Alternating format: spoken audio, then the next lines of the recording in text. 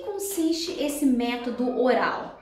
O estudo ele acontece através de um processo de formação de hábitos. E como é que esse processo de formação de hábitos ocorre?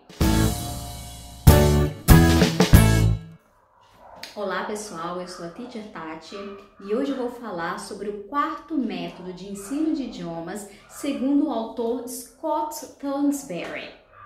Então, o quarto método se chama Oral Method. O professor ensina o aluno a aprender a desenvolver hábitos que sejam bons. Para isso, requer que o aluno ouça. Então, a gente leva em consideração as receptive skills, ou seja, existe um período de incubação onde o professor faz toda a parte oral, que a gente chama de teacher's talking, e os alunos fazem só uma associação. Eles conseguem fazer sentido no que o professor está falando e responder a esse estímulo do professor através de uma resposta que seja física, o que a gente chama de Total Physical Response, que vai ser trabalhado, que nós vamos falar com mais calma mais para frente, que vai ter toda uma metodologia específica falando sobre Total Physical Response, que é a resposta física do aluno de acordo com o que o professor falou. Então, o foco aqui é Teacher's Talking, o aluno assimila através do Total Physical Response, ou seja, ele responde o que o professor falou através de uma forma física. O método oral prioriza o speaking. Então, primeiro o aluno tem contato com o que o professor está falando, então ele vai ouvir, então vai desenvolver o listening e através daí ele vai fazer sentido no que está sendo falado e desenvolver a sua parte de speaking. Existe no método oral 4 maneiras de se apresentar os significados. A primeira é a associação. Então, ou seja, o professor vai pegar algum exemplo e vai fazer uma frase. This is a table. O aluno vai associar o que o professor está falando com o que está sendo mostrado. E aí ele vai entender que essa estrutura pode ser usada em outras situações com outros tipos de vocabulário. Segunda maneira é através da tradução.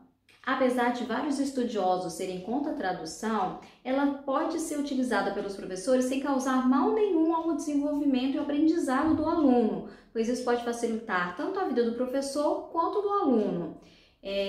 Ao invés de se gastar muito tempo em ficar tentando explicar de outras formas, para alguns determinados momentos, a tradução pode ser muito mais eficaz e bem menos traumatizante para o aluno. A terceira maneira é através da definição. Então, o professor vai definir aquela palavra, aquela expressão, e o aluno vai entender através da definição que vai ser feita, claro, com o conhecimento que o aluno já tem. Não adianta fazer uma definição com a estrutura que o aluno não conheça, que também não vai ser eficaz.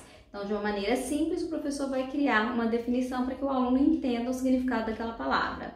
E, por último, a contextualização, que é muito importante. Porque a palavra solta, ela pode ter vários significados. Então, dentro de um contexto, aquilo vai fazer sentido para o aluno. Ele vai entender em que determinado momento ele precisa utilizar aquela palavra e o que ela quer de fato dizer. Então, vou dar um exemplo de material que eu trabalho, que é o material para adolescentes, o Think, da Cambridge, que ele tem, no final de algumas unidades, uma história. E nessa história, são alguns adolescentes que passam por várias situações. Em uma delas foi apresentado o uso de phrasal verbs. Então, os alunos aprendiam aqueles phrasal verbs através do contexto da história. Então, o que os alunos, o que os personagens estavam passando, eles utilizaram os phrasal verbs. Então, o aluno vai saber que naqueles determinados momentos, naquela situação, eles vão poder usar na vida deles também o phrasal verb. Um processo também que é utilizado no método oral é o da gradação. Então, parte-se do que o aluno sabe para o que ele não sabe através de etapas bem fáceis. E aí ele vai desenvolvendo o conhecimento dele. Existe também uma questão que a gente fala que é a construção da fluência através de estruturas simples para estruturas mais complexas. Isso através de lexical chunks, que são grupos de palavras que os alunos vão associando, vão internalizando, e aí ele vai formar um grupo de estruturas na cabeça e com isso ele vai desenvolvendo a sua fluência, conseguindo falar o que ele precisa, agrupando essas expressões. Então, os lexical chunks, eles vão formar de base para que o aluno consiga se comunicar. E isso eu aprendi bastante com o meu filho, que às vezes ele pergunta alguma coisa, eu falo exatamente o que é, só aquela palavra, ou eu vou falando assim grupos de palavras, né, uma frase simples, e ele já começa a associar esse conhecimento que ele tem com as palavras soltas e vai começando a produzir na Target Language.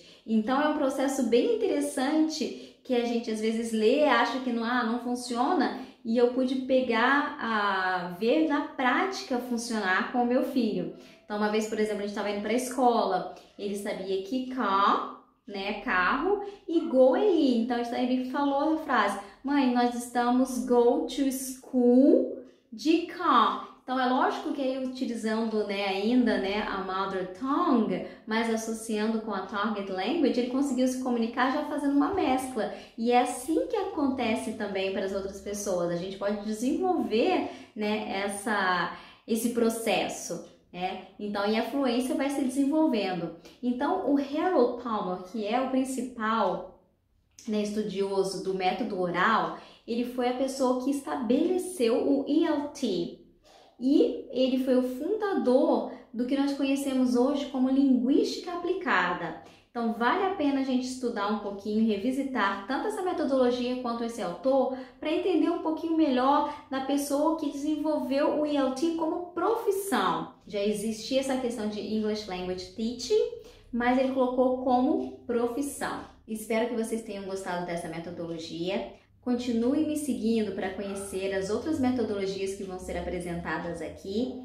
Não deixem de curtir a minha página, compartilhar com os amigos que vão poder fazer uso dessas metodologias em sala de aula, se inscrever no meu canal, deixar o seu comentário, as suas dúvidas. Vamos começar a interagir sobre o que vocês têm achado dessas metodologias. Vocês já utilizam alguma delas em sala de aula? Você acha que elas podem ser relevantes na sua maneira de dar aula?